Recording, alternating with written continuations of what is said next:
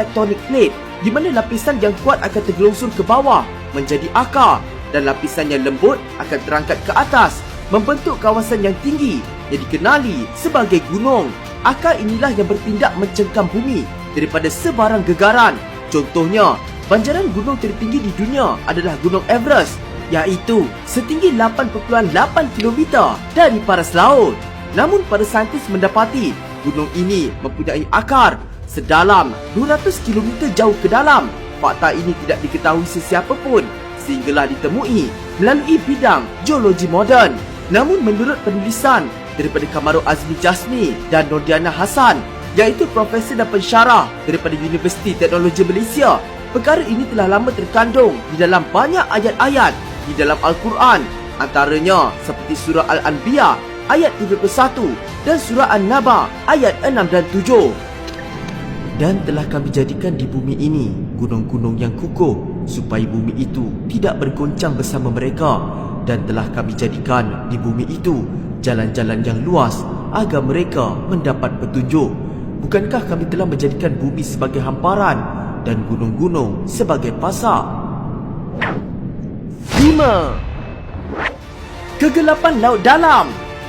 Manusia tidak mampu untuk menyelam jauh ke dalam dasar laut, dan mengikut rekod dunia, kedalaman yang paling jauh manusia mampu menyelam tanpa sebarang alat bantuan adalah sedalam 253 meter yang dipegang oleh Herbert Nietzsche.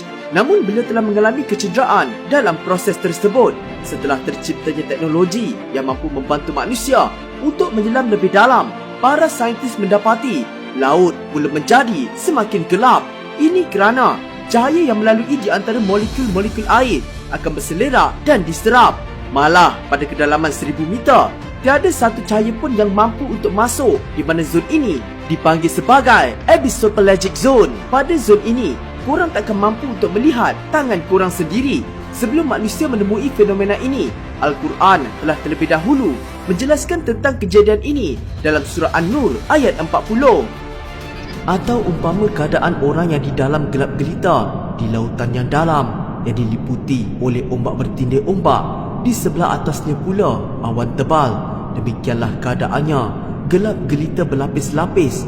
Apabila orang itu mengeluarkan tangannya, ia tidak dapat melihatnya sama sekali. Jika korang perhatikan ayat ini, Al-Quran juga jelas menyebut tentang ombak bertindih ombak. Sebenarnya para saintis telah menemui fenomena ini yang dipanggil sebagai internal waves. Para saintis telah menjumpai wujudnya gelombang dalaman yang berfungsi sama seperti ombak di permukaan. Namun gelombang ini tidak mampu dilihat oleh mata manusia.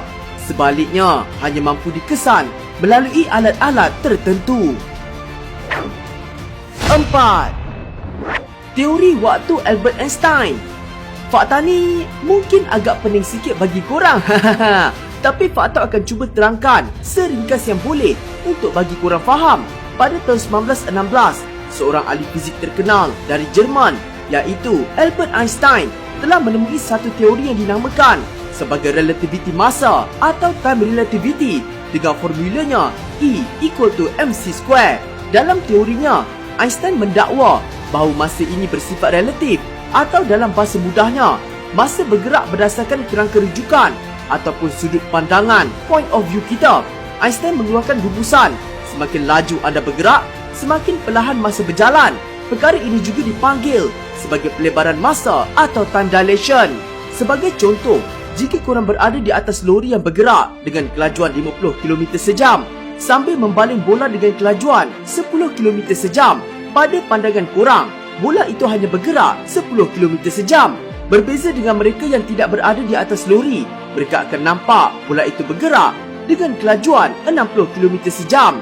Ini telah dibuktikan lagi apabila pada tahun 1971, sebuah eksperimen telah dijalankan di mana mereka menggunakan 4 jam jenis atom cesium beam, iaitu jam yang paling tepat di dunia, dan membawanya menaiki 2 kapal terbang untuk mengelilingi dunia. Satu kapal terbang menghala ke arah timur dan satu lagi menghala ke arah barat. Apabila mereka bertemu dan membandingkan jam tersebut, ternyata kiraan detik jam itu tidak sama antara satu sama lain, sekaligus menguatkan lagi teori relativity massa.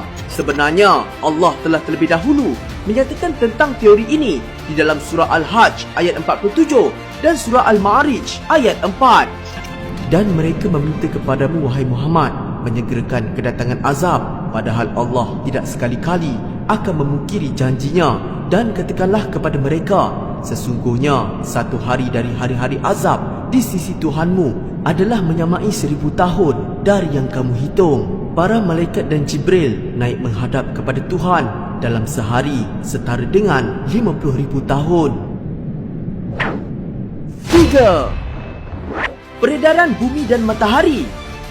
Seperti yang korang semua tahu, planet Utarid, Zuhrah, Bumi, Marikh, Mushtari, Zuhal, Uranus dan Neptun termasuk bulan-bulan di planet berputar di atas paksinya sendiri dan akan mengelilingi matahari mengikut orbit. Perkara ini telah ditemui pada abad ke-17 oleh Johannes Kepler, iaitu seorang ahli astronomi dari Jerman. Hal ini ada dinyatakan dalam hukum pertama Kepler, iaitu setiap orbit planet mengelilingi matahari dalam bentuk elips. Matahari sentiasa terletak pada satu titik fokus orbit. Planet akan mengikuti elips tersebut dan mengelilingi matahari mengikut orbitnya. Bagi kejadian siang dan malam pula, fenomena bagaimana berlakunya perkara ini telah ditemui oleh Heraclides Ponticus, iaitu seorang ahli falsafah dan astronomi Greek purba, dalam penulisannya yang menyatakan kejadian siang dan malam berlaku kerana bumi berputar pada